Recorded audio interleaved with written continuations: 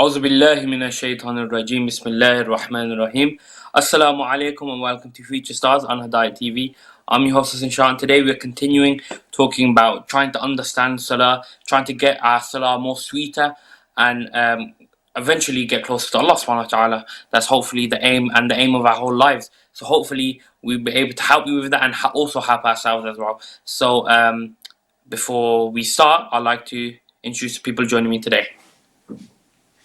Assalamu alaikum, my name is Mr. Assalamu alaikum, my name is Mohsin. And thank you for that introduction. Okay, so last week, Misbah, can you give us a brief view of what we talked about last week in regards to Salah? We talked about the parts of Salah and how we can get closer to God, and we mentioned about we mentioned about Sajdah. We went deeper into it and the actions and movements of it, and how how we can use that to get closer to God. I mean, I think we mentioned about the Imams as well and some hadith from them that explain it further.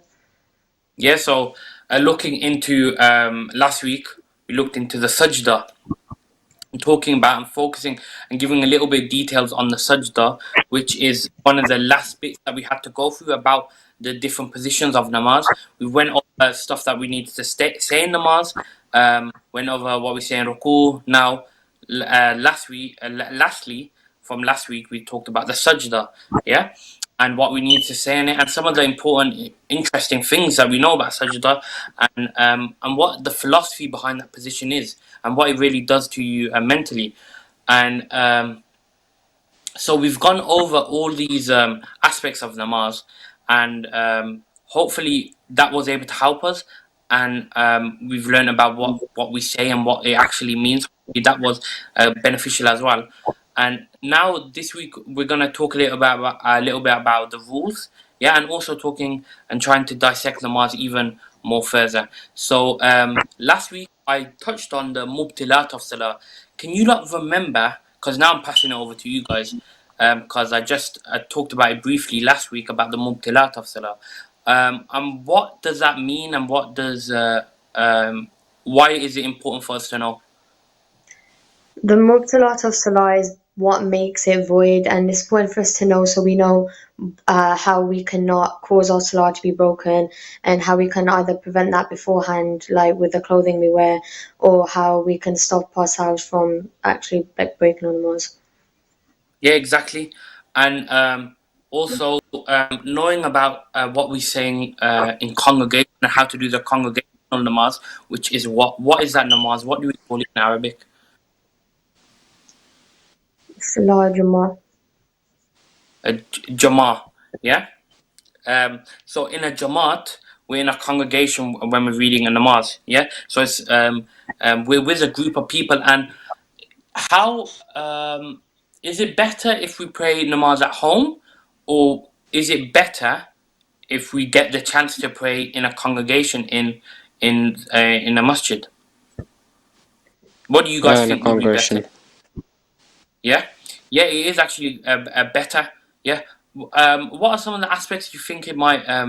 Why does it help us? Why would it be better? Because it brings about unity. Yeah. Yeah, exactly. With our brothers, yeah, or you're with your group of people. You go to the mosque, you take that journey. Yeah, so it's a good thing, social aspects, and also strengthens your beliefs as well. So I'm gonna leave it over to you guys to give us a bit more information about that. Misbah, you've got the first thing, so can we start, Misbah, with the last salawat? Allahumma salli ala Muhammad wa ala Muhammad. Mubtilat of Salah. As we stand before our Lord, the Creator, in Salah, we must pray with maximum care and attention. If we do anything that invalidates our Salah, we must repeat it. There are several actions which make Salah batil. These are known as the Mubtilat of Salah. If our Salah becomes batil, it must be repeated. Some of the Mubtilat of Salah are: number 1, all the acts which make wudu batil, such as sleeping and passing wind.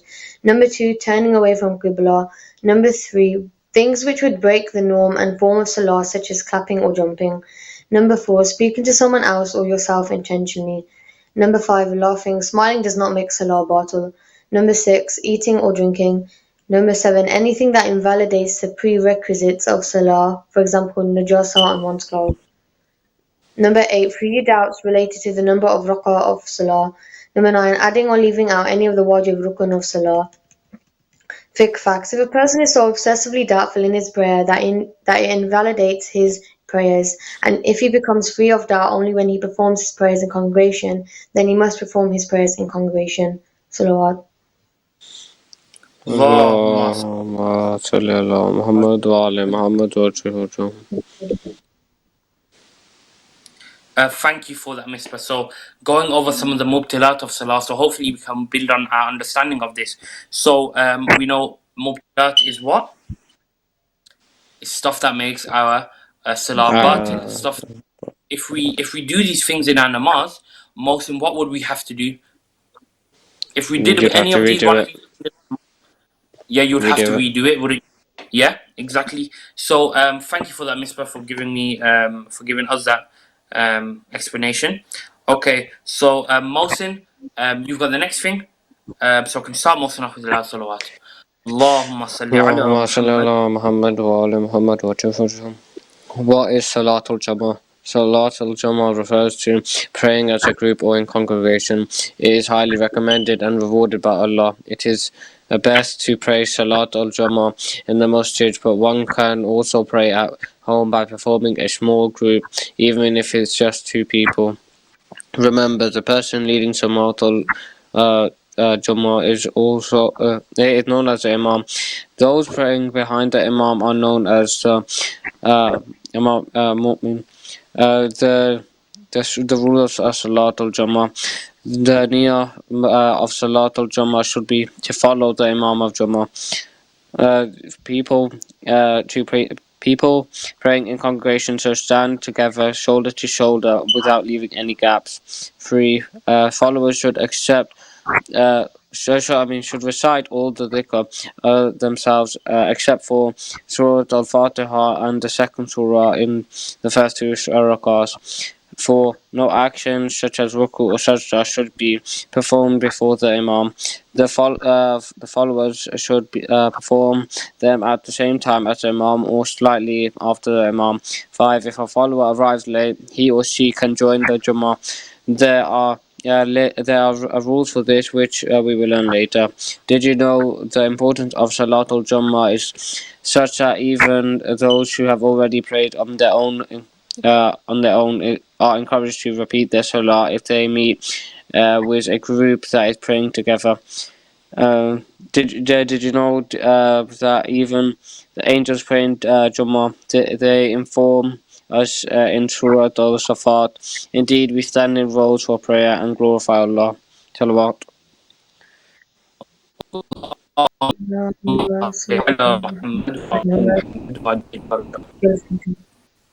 About Salatul Jama'ah, yeah. So we know Jamaat when we're in a Jamaat, we're in a congregation. Yeah, when we're praying in a congregational Salah. There are rules that we need to follow. Yeah.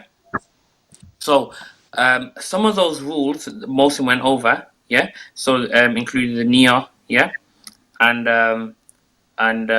also the recitation bit, which is important as well. Yeah. So what should we recite if we're in a congregational namaz, Mohsin? What are the things that we should be reciting? You should be reciting Surah Al-Fatiha. We should recite the dhikr except for Surah Al-Fatiha and the second surah in the first 2 rakahs. Yeah. So everything you recite, everything. Yeah. Just except the 2 surahs in the first 2 rakats. That's the only thing that you don't recite. You recite everything else. Those two surahs in the first 2 rakats you leave out and you don't say anything. Yeah. Okay. So thank you, Mohsin, for going over those rules for us. Yeah. Misbah, you've got the next thing, so we can start Misbah with the loud salawat. Allahumma salli ala Muhammad. Story time. Sarah and Grandma Layla rushed into the masjid. Sit at the back whilst I pray, Sarah instructed Grandma Layla as they hurried up the stairs. Sarah nodded. She walked up to the back of the prayer hall, opened her Quran, and began reciting in hushed tones. When she had finished, she looked up and saw Grandma Layla standing in the middle of a row of ladies. All the ladies in prayer hall were bent in ruku together and then fell into sajdah at the same time. Sarah watched and wondered, why are they all praying at the same time? Why don't we do that at home? What's going on? Sarah waited patiently until Salat al-Asr had ended and then walked up to Grandma Layla. Grandma, is it a special day today? Why is everyone praying together? She asked. Come with me, little Sarah, said Grandma Layla lovingly as she guided Sarah towards the front of the prayer hall. Look down there, Sarah. Can you see the man sitting at the front? He is the Imam of Jummah. The rows of men you see behind the Imam, including the women upstairs, are the followers. Imam means leader, piped Sarah, but what is Jummah? Yes, the Imam is the leader of the Jummah. Jummah means congregation, which is a gathering of people. In Salah al-Jummah, a group of Muslims get together and pray their Salah together because we are all following the Imam. We perform the actions of Salah at the same time, explained Grandma Layla. Oh, but why should we gather and pray together, Grandma? Isn't it easier to pray at home?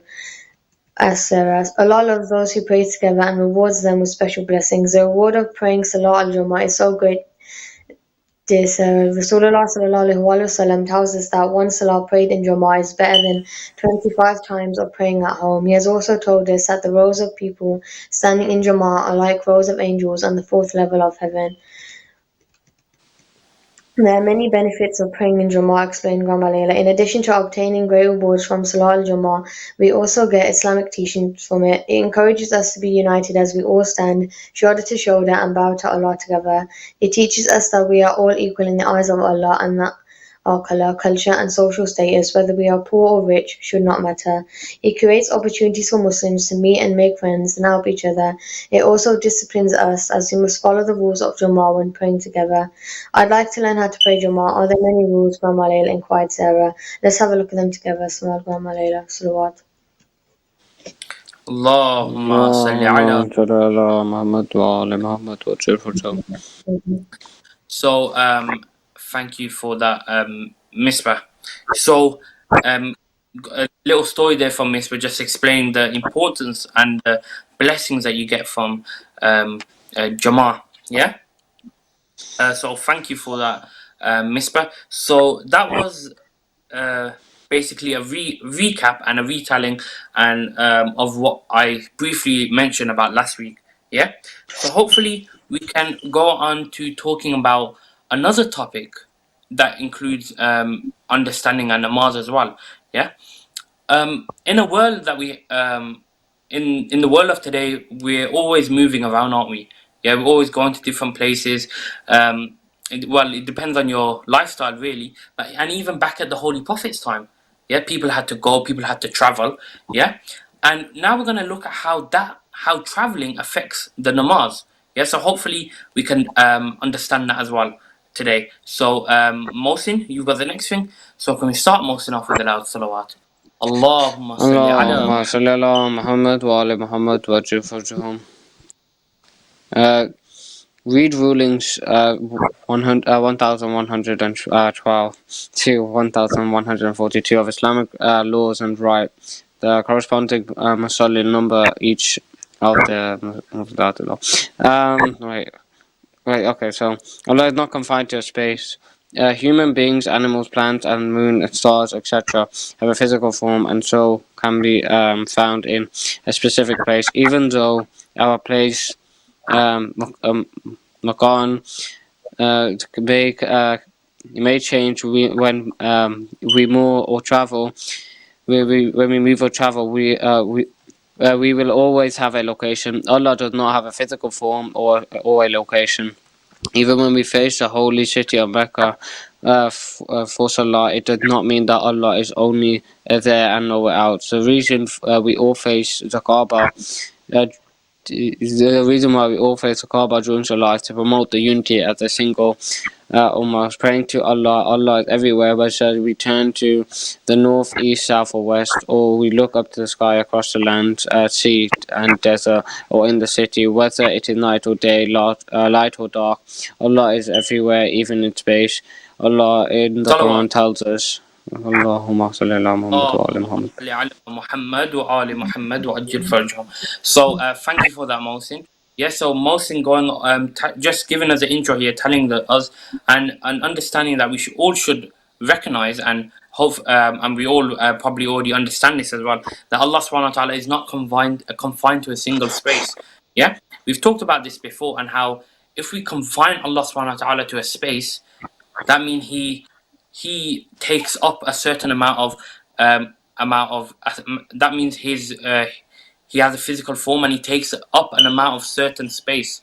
Yeah, and that does limit Allah Subhanahu wa Taala. So we don't take that understanding of God, that God can be confined to a certain amount of space. Yeah. So thank you for that, Mohsin. Misbah, if you can start us off talking about Salah and travel. So can we start, Misbah, off with the loud salawat? Allahumma salli ala اللهم صل Muhammad. على محمد وآل محمد. Salah and travel. Salah is wajib and must be prayed under all circumstances, even when traveling. Through this commandment, Allah is reminding us that our relationship with Him is the most important, and so even when we are on a journey, we must take out time to talk to our Lord. If we cannot stop the vehicle we are traveling in, we may be on a plane or boat, then we must pray whilst the vehicle is moving and ensure that we do not miss our Salah under any circumstances.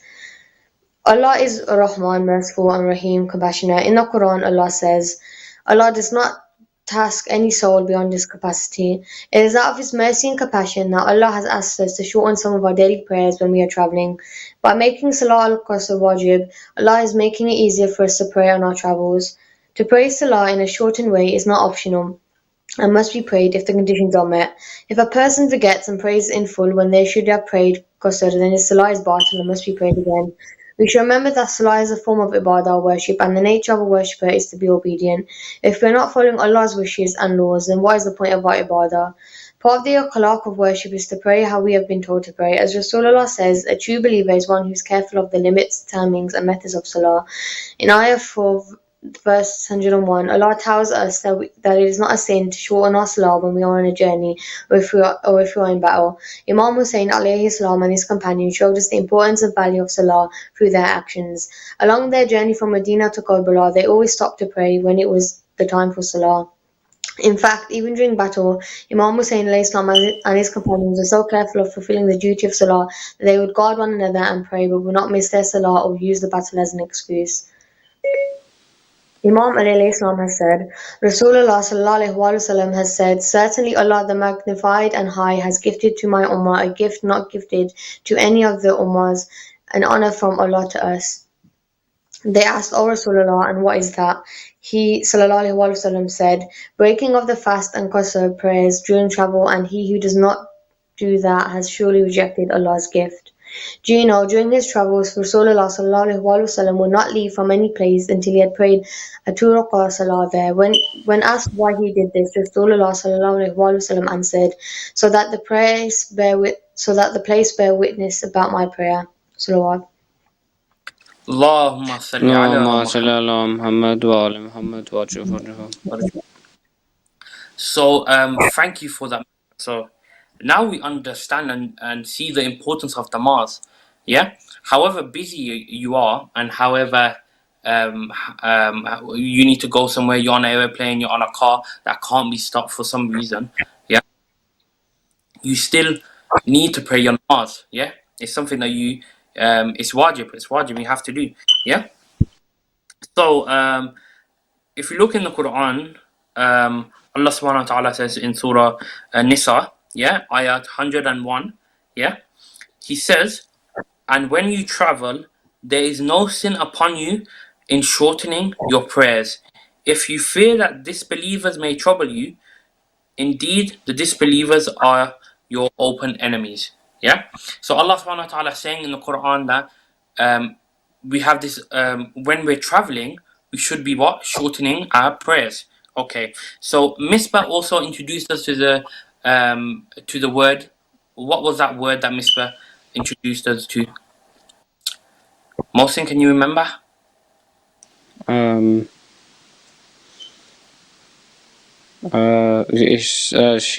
was it what was it? Misbah, do you know? Is it I a don't know. salah al-qasr? Yeah. So Qasr Salah is now a new term that we've come across. Yeah, so let's try to understand what it is. It's something to do when we're traveling, and it's something that we do when we're shortening our namazes. So, Misbah, what was some of the stuff that you talked about there? You mentioned Qasr Salah, yeah, and we now know that when we're traveling, yeah, if we fulfill a certain criteria, then we have to be doing this Qasr Salah, yeah. So, what was there anything else that you mentioned there, Misbah? Yeah, I mentioned the importance of no matter where you are, then that you should still pray to your Lord, and it's not a sin of the fact that you shorten it. And I also mentioned an example of Imam Hussein in the Battle of Karbala. Even during the battle, they wouldn't miss any of their salahs. They would protect each other in order to pray it, showing like the importance and value of it. Yeah, even in the hardship that Imam Hussein faced, yeah, they had no water to drink, yeah, and meaning they neither had no water to do wudu either, because they would have had to do tayammum, yeah, and they even then still kept their namazes, yeah. So that's how it shows the importance of making sure you pray on time and also making sure you don't miss a namaz, yeah. So thank you for that, Misbah. So Misbah also mentioning, yeah, that this shortened way of namaz, is it? So say I'm gonna go over to Scotland, yeah. Today I'm gonna travel over to Scotland, yeah. Is and I fit. Or let's say we know that we haven't spoken about the criteria yet, but let's say we knew the criteria and I fit the criteria, yeah, to do a qasr salah, yeah. But I'm saying I'm comfortable, I'm fine, I'm fit, I'm healthy. Yeah, I can do my normal salah. I don't need to shorten it. Can I do that? Yeah. No. Mohsin saying yeah, Misbah saying no. Okay. Well, one of you are right, one of you are wrong. So, Mohsin, what do you think? Do you want to change your answer? Or you want to keep it the same? Keep it the same. I knew Misbah. Misbah, you want to keep your answer the same?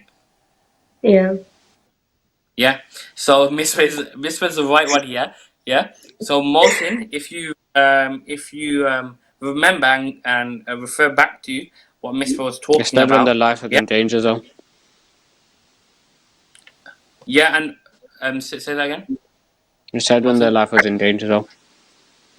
No. If we go back to this, yeah, Misbah told us to pray Salah in a shortened way is what is not optional.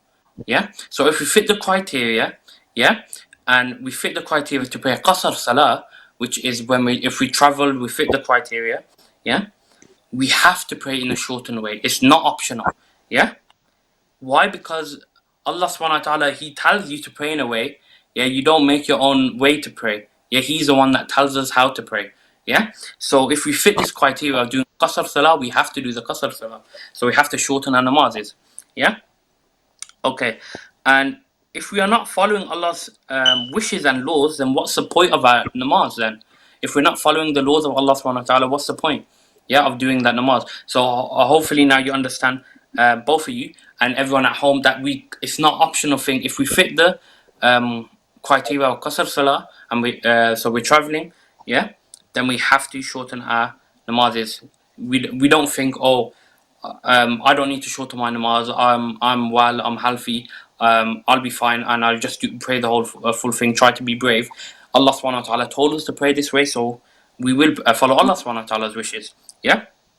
So thank you for that, Misbah, so telling us about the qasr salah, and Mohsin, there's story time there, so hopefully you can read it. So can we start, Mohsin, off with the loud salawat? Allahumma salli ala Muhammad wa One day, a Muslim and a Jew met each other on the outskirts of the city of Kufa. The Muslim was heading towards Kufa, and the Jew was heading towards a place nearby to Kufa. So they agreed to travel together. During the journey, they shared many discussions and helped one another. As they arrived at the place where they were to part, the Jew was amazed to see that the Muslim was still coming along with him. He stopped and asked, "Didn't you say that you were going to kufr?" The Muslim replied, "Yes, I am going to kufr." The man said, "Then why are you coming this way? That is not the way to kufr." The Muslim man replied, "I know, I just wanted to accompany you for a short distance." Our Holy Prophet said, "Whenever two people go together for a distance, they have a right on each other. You gave me company, now it is my duty to come with you for a few steps and then make a gentle departure. So I am accompanying you to fulfill your right. Then I shall continue on my path." The Jew was surprised. He looked at the Muslim and said, "Indeed, this is wonderful character. Indeed, this wonderful character must be why your Prophet was ordered by so many people. His teachings you are great." The man was even more surprised when he learned that the Muslim accompanying him had been none other than the ruler of the time, Imam Ali. Salam.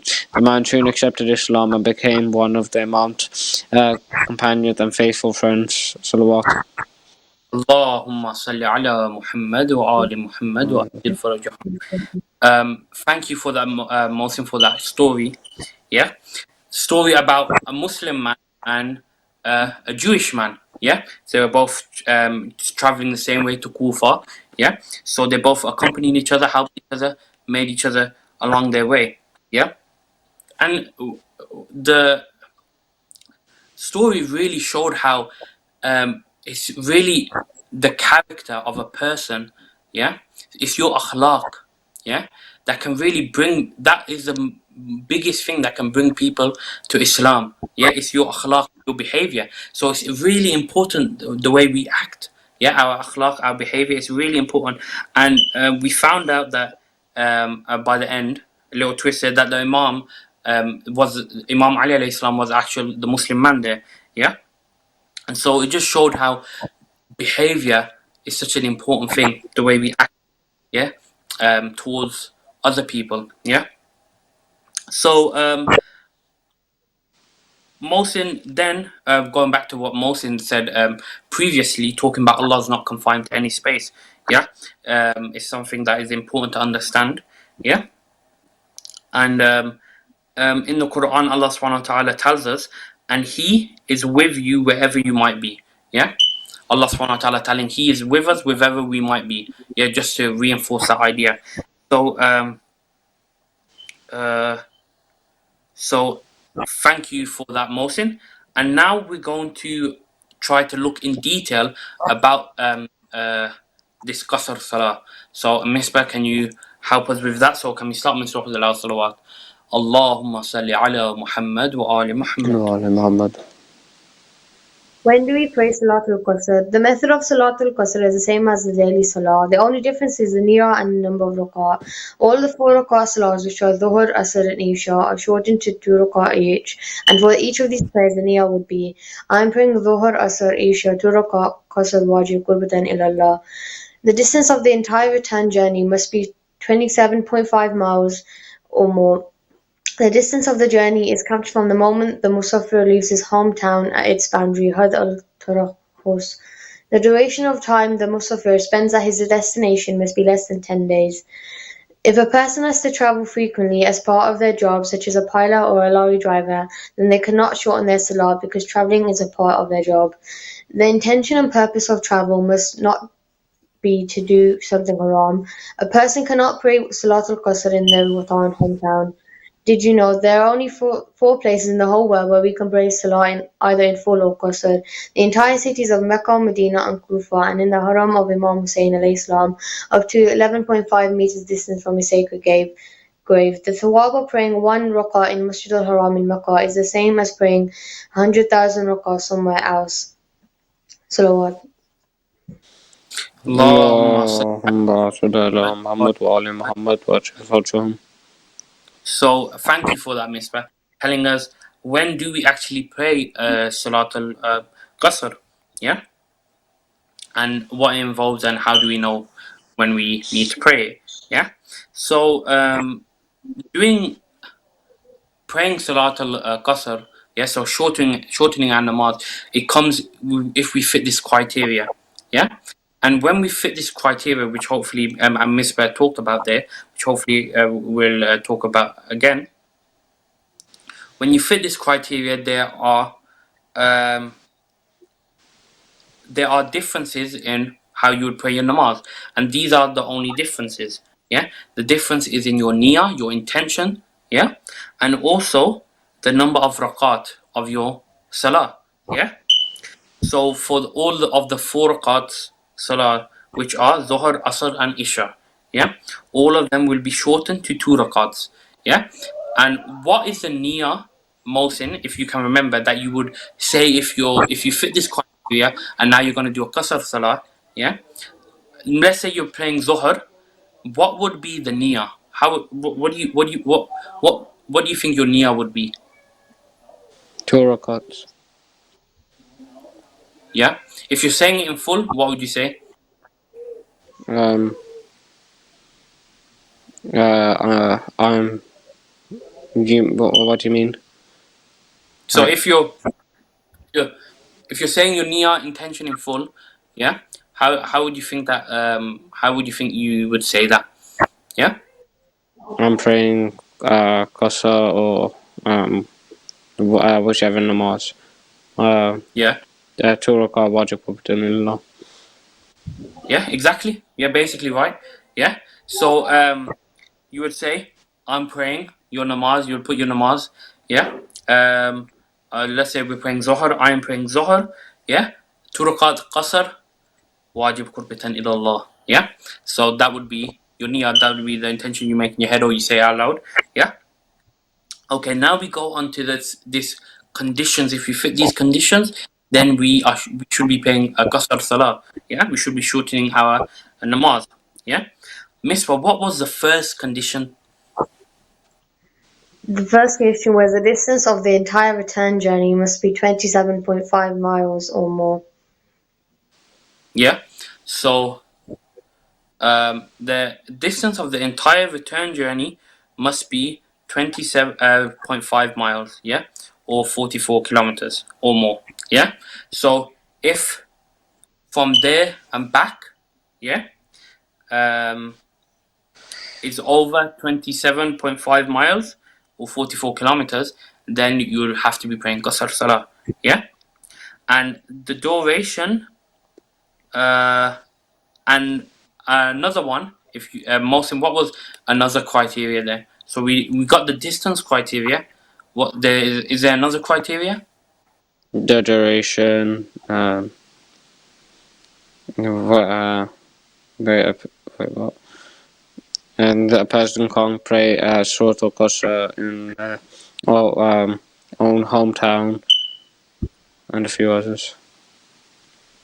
Okay, yeah, a person cannot pray qasr in their hometown. Yeah, so you're in your hometown. Maybe you've done your travels and you're coming back to your hometown. You wouldn't be paying qasr there. Yeah.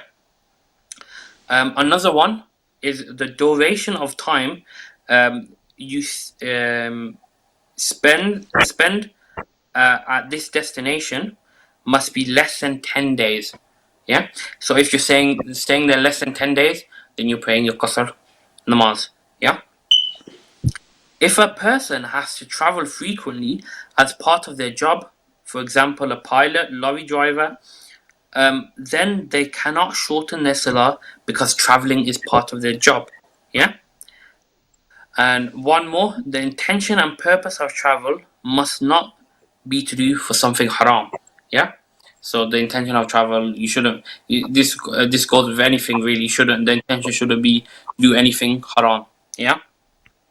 So the distance, we got this distance. Yeah. That the return journey must be 27.5 miles or more. Yeah, approximately 44 kilometers. Yeah, and you have to be there less than 10 days. Yeah, and if it's a part of your job, if your job requires you to travel, yeah, then you would not be shortening your namaz because your job includes the traveling. Yeah, and also you can't pray qasr in your hometown. Yeah. So thank you for that, Misbah. And Misbah, there's one. I'm sure you got one more story there. So let's start, Misbah, with the loud salawat. Allahumma salli ala. اللهم صل على محمد وعلى محمد وجل.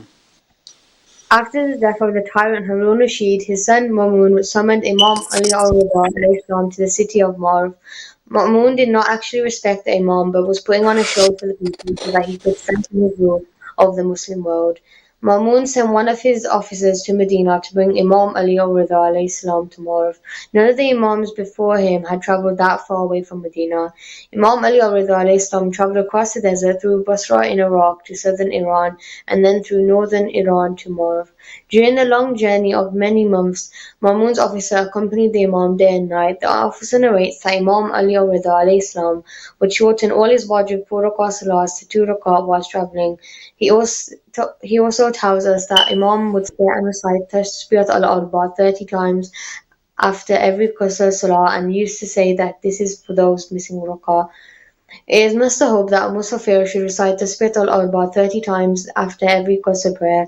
More emphasis is laid on this after Dhuhr, Asr and Isha prayers. In fact, it is better that it is repeated 60 times after these three prayers. Subhanallah walhamdulillah wa la ilaha illallah wallahu akbar. I declare that Allah is free from imperfections and all praise is for Allah and there is no God but Allah and Allah is greater. Salawat. Allahumma salli ala. اللهم صل على محمد وعلى محمد وجل. So thank you for that, Misbah, for that short story about the Imam al-Raza alayhi salam. So we have one ruling that I would like to share with you as well. Yeah.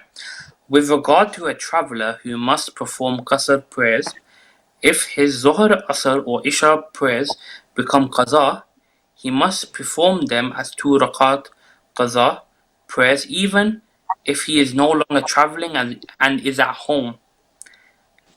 And if these prayers become qaza for someone who is not a traveller, he must perform them as 4 rakat qaza prayers if he wants to pray them when he is travelling. Okay. There another word that we've come across, qaza. Yeah. If I told you qaza namaz, what would that? How would you understand that? Late March. Yeah. It's so basically we've missed a namaz, haven't we? Yeah. And when we want to, because obviously every namaz in our life is something that we need to do when we become baligh. Yeah. Then we have to be doing all of our wajib namazes every day. When we've missed a namaz, we have to then make up for it. Yeah. So we would I'm doing Zohar. Imagine I've missed Zohar. I'm doing qaza Zohar namaz wajib qurbatan illallah. Yeah. So every namaz you've missed, you need to make up for. You need to do it as qaza. Yeah. So, but what if you miss a namaz, but you're traveling? Yeah, and it's a Zohar one, so it would be 2 rakats. Yeah, and say you got back home and you realized, oh yeah, I've missed that namaz when I was traveling. Yeah, would you still have to do it? Yeah, maybe. Yeah, exactly. Yeah, but you're in your hometown now. Will it be 4 rakats or will it be 2 rakats? Yeah. 4. No, it would be 2 rakats. Yeah, yeah, because you missed it while you were traveling. It was supposed to be a qasr salah.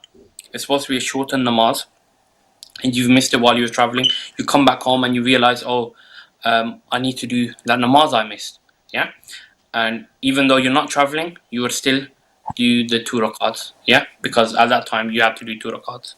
Yeah, and this goes for if you've missed a namaz at home and now you're traveling, you met all the criteria to do a qasr namaz, and you realize, oh, I missed that salah at home last week or yesterday.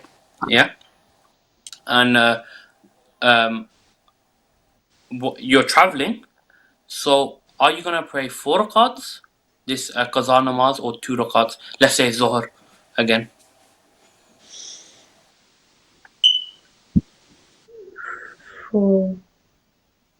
Yeah, you would pray a 4 rakat namaz. Yeah, because you missed it while you was at home. You wasn't in a state of traveling. You wasn't meeting those conditions of a qasar namaz. So you do the 4 rakats. Yeah. So just some important information there. Yeah. So thank you, Mohsen and Misbah, with helping us understand some of the rules of namaz. Yeah. And hopefully I'll just summarize what Mohsen and Misbah have taught us today in a few points. The things that make our salah batil are known as mubtilat of salah. If a salah becomes batil, it must be repeated. Salat al-Jama'ah refers to praying in congregation. It is highly recommended and carries great reward. This Jama'ah Salah promotes unity, equality, friendship, and discipline within the community. We should try and join Salat al-Jama'ah whenever we can, even if we've already prayed on our own. And it is wajib for a traveller to shorten his or her daily 4 rakat salah to 2 rakats. The person travelling can only pray Salat al-Qasr when he or she travels a distance more than 27.5 miles, 44 kilometers, and stays away from his or her home town for less than 10 days. The person traveling cannot pray Salat al-Qasr if his or her job involves lots of traveling, or if he or she is traveling to do something haram. Sifat al-Salbiya are the qualities that Allah is not. Allah is not al-Makin because Allah is everywhere. Okay. So another one, the last point, just referring to what Mohsin told us about Allah subhanahu wa ta'ala. Some good information there. Yeah. So thank you, Mohsin and Misbah, for trying to help us with our namazes and help us sweeten out our namazes. You've given us a lot of information about what we need to say and what it actually means. And today, going over some of the rulings of things that make our salah batil, things that make our salah void, that we have to repeat it, and stuff, and how we would perform our salah if we're traveling. So thank you, Mohsin and Misbah, and thank you at home for watching today's episode and trying to understand and namaz and sweeten it in the eyes of Allah subhanahu wa ta'ala. Thank you for joining me on today's show. I'll see you next week, same time, same place on Hidayat TV. But until then, assalamu alaikum wa rahmatullahi wa barakatuh.